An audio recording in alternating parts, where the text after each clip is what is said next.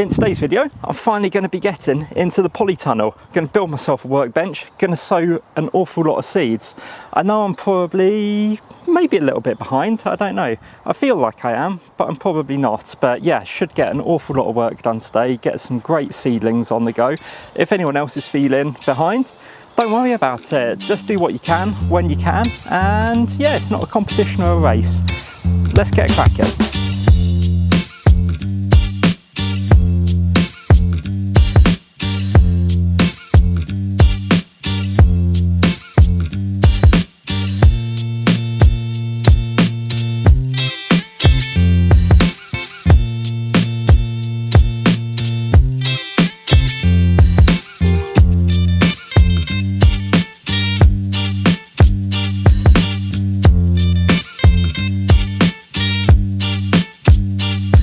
Hello there, thanks so much for tuning in. So I'm Tim and this is my Carbon Coach. It's a channel all about allotment life, sometimes short life, just general sustainable living. So I've got a workbench, woo! It went together surprisingly easily. It's not the best constructed thing, but it's solid-ish, and that's gonna do a right treat to get all my pots and things in here, start sowing some seedlings. So I'm just gonna nip to the shed, get the packets of seeds that I've got out, and why not, let's just make a start on getting some stuff sown. So I've had a rummage through my trusty seed tin and I found a few things to sow in here. Not as many as I thought I would have. I've actually got quite a lot of seeds that I want to get sowing outdoors, but there is still a chance that there might be a late frost, so I don't want to risk it. But yeah, I've got a cauliflower, got some Evening Sun sunflower from Gardener's World magazine. I think my mum sent me those. Getting some Lola Rossa on the go, still got a few seeds. And then I want to start some tomatoes, ideally in the polytunnel. These say to start them off in a propagator or windowsill or in a greenhouse. It's boiling in here, so it should be fine. What I don't have time for this year is to sort of nice beds out in the polytunnel, so I've got myself a couple of grow bags, so that's what's going to happen there. Got some bits and pieces. I've just got an assortment of loo rolls, but we will move those to one side for now. So what I quite like using is these cardboardy pots. They're pretty good, obviously moulded cardboard, just biodegradable. So if I just get some of these lined out in these trays, I doubt that I'll need all three actually, that's probably being overly optimistic, but there we go. I'm absolutely loving this. This was, to be fair, a genius idea. So yeah, old reclaimed decking wood for it, and then yeah, just got a couple of bits of wood, new wood from Woolcoast to do the legs with, and Bob is your uncle. In my case, he was my great uncle. So yeah, I always love that phrase. And yeah, you can see these have still got a bit of dirt in from where I have previously used them as well. So if you don't sort of destroy them getting the seedlings out, they are sturdy enough to be reused. Right, well that looks like enough, so we'll get rid of this one for now. And then I've got a trusty bag of seed and cutting compost. What I also found in the shed was these lovely little cardboard pots as well. Probably for when I need to pot them on, if I can separate them. But yeah, they're slightly larger and pretty sturdy again. So loving that there's a lot of plastic-free options, he says, sewing them in plastic trays. But you know, these are reused again year after year, so what can you do? So let's just get a load of this soil into these. The great thing about this now is I don't have to worry. It's not like doing this in my dining room at home where I have to be super careful not to make a complete mess.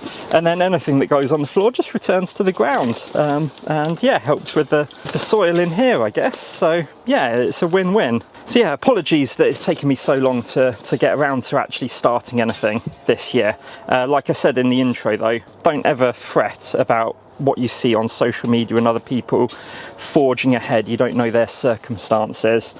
Some people garden in their gardens, some people have to travel like I do to get to their allotment, and yeah, everyone's an individual and everyone just go at your own speed really and have fun with it. That's the thing.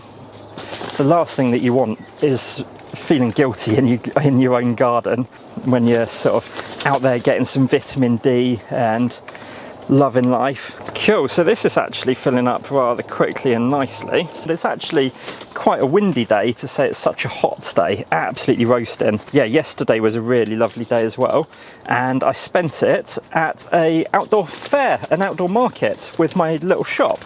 So I am now taking my sustainable living shop out on the road, and yeah, going to these markets. So the one yesterday was the Taunton Independent Market, and it's held each month by a lovely lady called Michelle. And yeah, it was a really fab day, beautiful sunshine. Did not take enough drinks with me at all, and unfortunately a lot of the drink stalls were providing their drinks in plastic cups, which wasn't great because I could have really done with a nice refreshingly cold cider. And that's actually making me really want a cider right now, to be honest. So anyway, there's some soil in there. So let's have a look at these seeds. So like I say, we've got some Lollo Rosso, sunflowers and cauliflowers. What I'll do first actually though, is just give this a bit of a water. It's all feeling a little bit dry.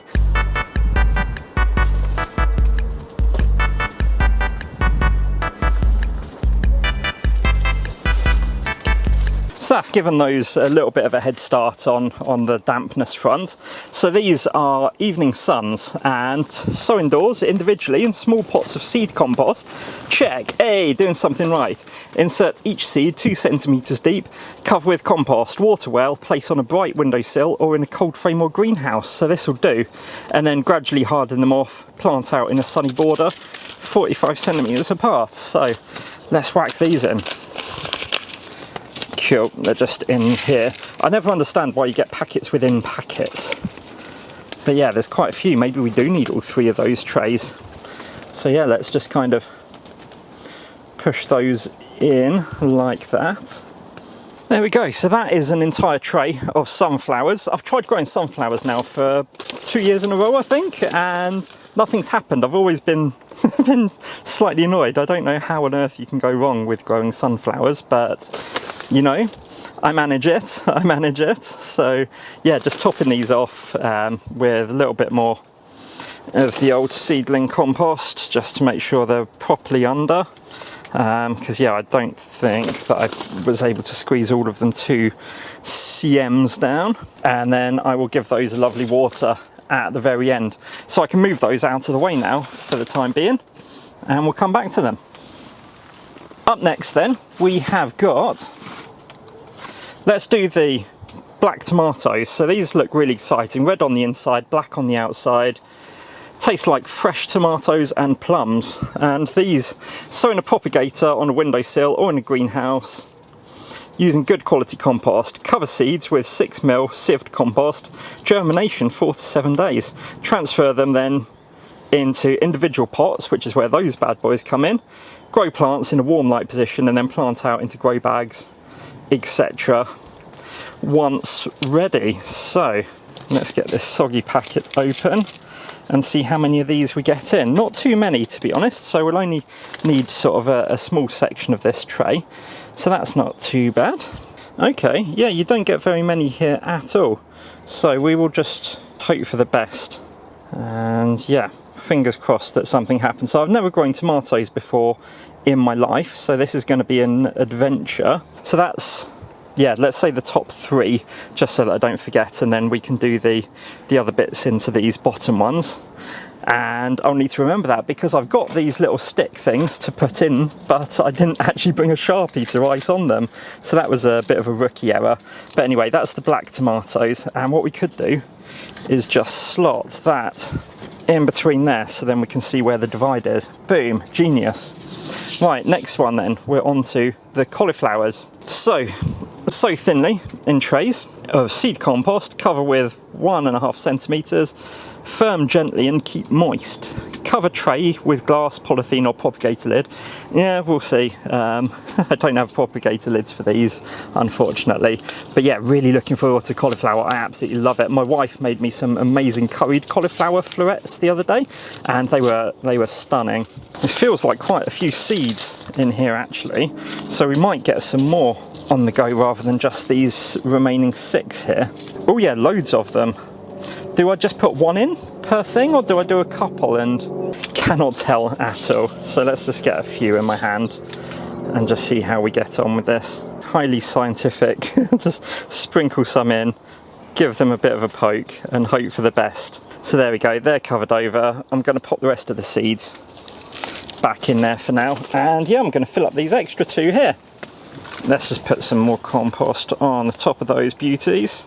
So there we go, that's a lovely tray with 6 tomato plants and a whole load of cauliflower as well. So those will just go down on the bottom shelf as well, ready for a good watering once I finish with the lettuce next.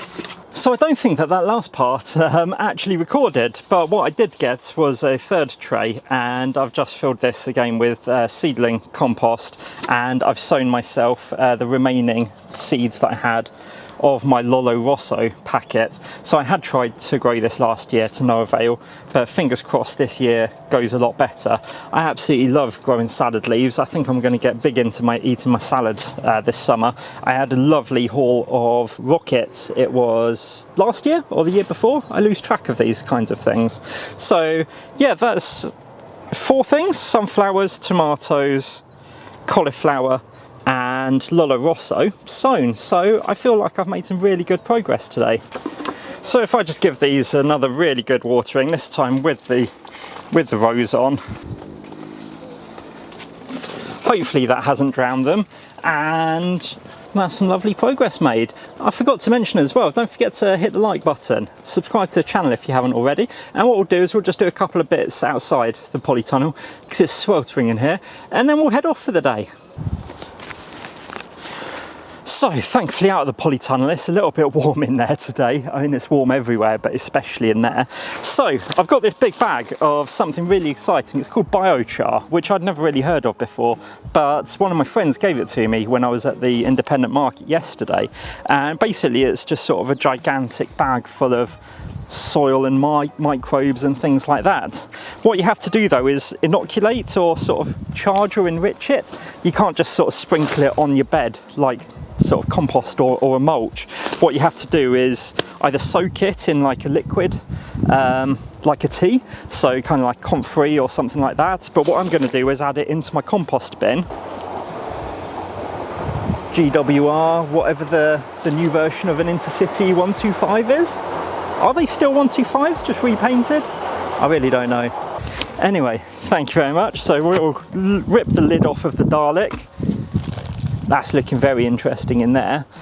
So I've started eating a lot of fruit for breakfast. Need to try and work on the old physique a little bit, I feel. But yeah, lots of sort of fruit going in there along with paper and coffee grounds and all kinds of things like that. So let's pull this off. I want to give it a bit of a smell, obviously not too deeply. Okay, so it almost looks like very small crumbly charcoal sort of briquettes. So if we put that all in there in one go, getting attacked by this rogue raspberry cane. This is next on the job list to sort out this back area, by the way. So yeah, this is to come in a video, building my proper compost bin, and then I can donate this to a plot neighbour or something. What I'd probably better do is get a fork in there and just give it a bit of a turn. So that all seems to be going really nicely in there. Actually smells delicious. It's kind of like got this fruity herby smell to it. But anyway, enough of that. So I just wanted to take this moment to show you around some of the prettier parts of the allotment, because there's some things up here that are doing really, really well, and it sort of really warms the heart. And whilst I'm just showing you these and some bits from the shop, because I've been doing some DIY and some work in there as well, just wanted to remind you about my Patreon. It's a way that you can help to support me carry on creating content. I've got a lovely group, collective of people that are already supporting me through Patreon, and I'm ever so grateful for each and every one of them. They get weekly updates with how things are going, allotment wise, shop wise, litter picking, anything else that I'm up to, and all kinds of other perks, including discount on the shop, and that is both in-store and shopping online. If you're interested in becoming a patron, it starts from just £2 a month, and you can find the link to that down in the description. So that's going to do it for this week. I am super chuffed to have got this done, and yeah, we're on a roll now. Woo! So thank you so much for tuning in, really, really appreciate it. I'll be back next week who knows, with a lot of these seeds that we're sowing outside. So I'm just going to do some weeding in the beds just so that they're looking nice and ready, and it's not too much work when I come to sow those. Until next time, please don't forget to like, subscribe, comment, all of the usual YouTube stuff that really helps my videos get seen. But until next time, take care of yourselves, take care of your plots. Have a fantastic week, everyone. Cheers.